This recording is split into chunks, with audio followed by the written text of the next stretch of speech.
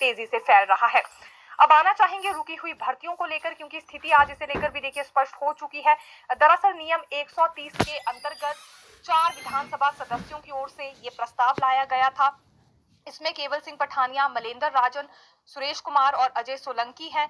इन्होंने ये प्रस्ताव लाया और इसमें जानकारी देखिए ये मांगी जा रही थी कि फिलहाल ये जो रुकी हुई भर्तियों की प्रक्रिया है कब तक अब शुरू हो पाएगी, कितने मामले इसमें सामने आए हैं। तो सीएम सुखविंदर सिंह सुक्खू ने यहाँ जानकारी देते हुए ये कहा है कि पिछले 5 वर्षों पर अगर गौर किया जाए तो 2021 तक कोई भी ऐसा मामला सामने नहीं आया था जिसमें पेपर लीक होने की बात हुई हो, लेकिन 2022-23 में 5 एफआईआर दर्ज हो चुकी है और पहली एफआईआर दर्ज होने का सिलसिला उस मामले से शुरू हुआ था जहां अभिलाष कुमार नामक एक व्यक्ति से, जो कि सुजानपुर का रहने वाला है, इन्होंने पहली शिकायत दर्ज की थी।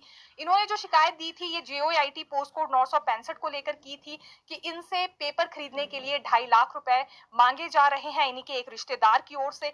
उसके बाद ये सिलसिला शुरू हुआ जांच को लेकर और धीरे धीरे 18 के करीब अब पोस्ट कोड्स यहाँ ऐसे बताए जा रहे हैं जो कि विजिलेंस के जांच के दायरे में हैं। बड़ी बात यह है कि इस पूरे मैटर की जो मास्टरमाइंड मानी जा रही है वो उमा आजाद है।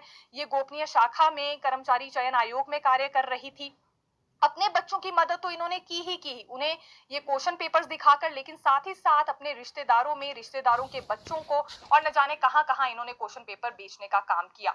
उसके बाद लगातार अब बहुत सारे ऐसे पोस्ट कोड हैं जो कि जांच के दायरे में आ रहे हैं। फिलहाल विजिलेंस ने इस पर जो स्टेटस रिपोर्ट दिखाई है वो 17 फरवरी 2023 को दिखाई थी और 18 के करीब पोस्ट कोड ऐसे बताए जा रहे हैं जो कि शक के घेरे में हैं। देखिए इन 18 विभिन्न पोस्ट कोड्स में 10 पोस्ट कोड्स ऐसे भी बताए गए हैं जिन्हें लेकर रिजल्ट डिक्लेयर हो चुका है, नौकरियां हासिल हो चुकी हैं युवकों को, और अब उसके बाद ये मालूम हो रहा है कि नौकरी हासिल करने वाले कुछ एक युवकों ने भी उस वक्त पर क्वेश्चन पेपर खरीदने का काम किया था। देखिए अभी ट्रैफिक इंस्पेक्टर की भर्ती में इस तरह का मामला सामने आया है, एक व्यक्ति पर एफआईआर दर्ज हुई है और साथ ही साथ इसकी नौकरी भी अब वापस ले ली गई है। तो आने वाले समय में अब यह संभावना ये बनी हुई है कि हो सकता है जिन भर्तियों में रिजल्ट डिक्लेयर हो चुका है और भी कुछ एक ऐसे ही युवक पाए जाएं जिन्होंने एक तरह से यहाँ क्वेश्चन पेपर खरीदने का काम किया था। अब आपको ये जानकारी दे देते हैं कि कौन कौन सी भर्तियां ऐसी हैं जिनका रिजल्ट डिक्लेयर हो चुका है और एक तरह से अब जांच के दायरे में है। देखिए सबसे पहले हम लैंग्वेज टीचर की बात करना चाहेंगे। ये पोस्ट कोड 919 को लेकर हम जानकारी दे रहे हैं। ये अभी अंडर इन्वेस्टिगेशन ही मैटर चल रहा है।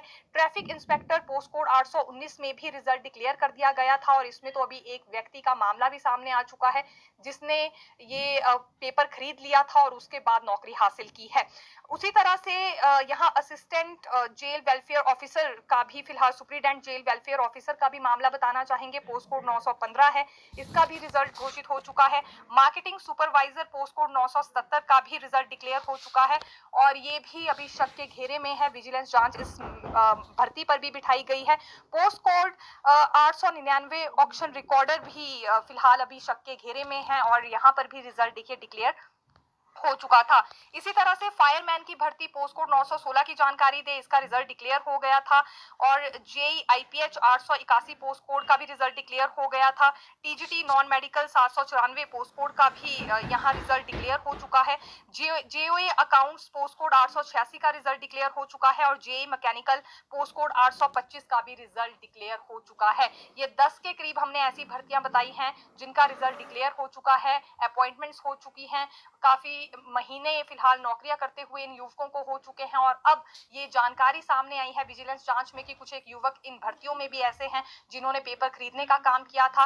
फिलहाल सभी के ऊपर हालांकि यहाँ पर देखिए जांच बिठाई गई है, जितने भी अभ्यर्थी इसमें एक तरह से पास हुए हैं और जो भी इसमें शामिल पाया जाएगा, जाहिर सी बात है उस पर एफआईआर भी होगी और नौकरी भी उसकी वापस ले ली जाएगी। अब आना चाहेंगे उन भर्तियों को लेकर, क्योंकि ये तो हमने उन 10 भर्तियों को लेकर आपको जानकारी दी जिनका रिजल्ट घोषित हो चुका है, लेकिन अब जिन भर्तियों का रिजल्ट अभी तक डिक्लेयर नहीं हुआ है, अभ्यर्थी इंतजार में बैठे हैं, लेकिन इन्वेस्टिगेशन के दायरे में जो भर्तियां चल रही हैं उसे लेकर भी आपको अपडेट दे देते हैं। देखिए जेओआईटी पोस्ट कोड 817, ये अभ्यर्थी काफी ज्यादा परेशान है, न केवल इस बात से कि इनका भी जो ये परीक्षा पत्र था पहले ही लीक हो गया था, बल्कि ये सुप्रीम कोर्ट में भी जो इनका मामला चल रहा है इसे लेकर भी परेशान है कि इनके पक्ष में कब तक अब यहाँ पर फैसला आ पाएगा।